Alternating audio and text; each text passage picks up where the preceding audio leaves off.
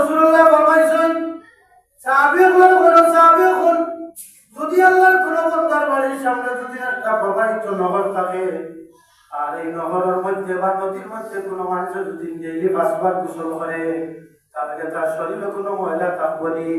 সাহাবীগণ বলেন ইয়া রাসূলুল্লাহ 5 বার যদি কোনো মানুষ গোসল করে তার শরীরে কোনো ময়লা থাকতো না। আমার রাসূলুল্লাহ বলেন আল্লাহর কোন বান্দা বান্দে যদি 5 ওয়াক্ত নামাজের কারণে যদি ওযু করে আল্লাহ তার শরীর থেকে গুনাহ ঝরিয়া ফেলাইবে। সুবহানাল্লাহ। ওযু করার কত ফজিলত।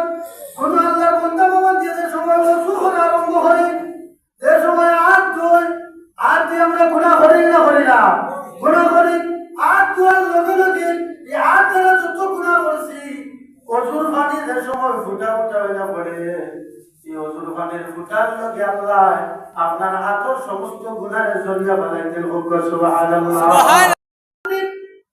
সাহাবীগণ জিজ্ঞাসা করলেন ইয়া রাসূলুল্লাহ ইয়া হাবিবাল্লাহ আদম আলাইহিস সালাতু ওয়াস সালাম থেকে লইয়া কত নবী রাসূল হল উম্মত হল খাইলে আসরের ময়দান হল ইয়া কালারিবা কত মানুষের মাঝে আপনি আপনার উম্মত করে কিলা চিনবাইবা কিলা চিনবা।